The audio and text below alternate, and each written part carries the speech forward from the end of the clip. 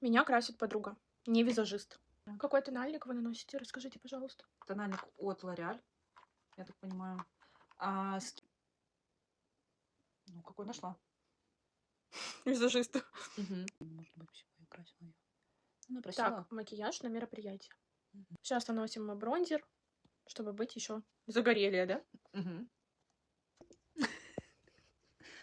Так, я стараюсь. Все. А лоб. Так, вот тут ее кейс визажиста. Взяли вот такие вот тени. Сейчас посмотрим, чему это. Винкс. Да. Все, смотримся.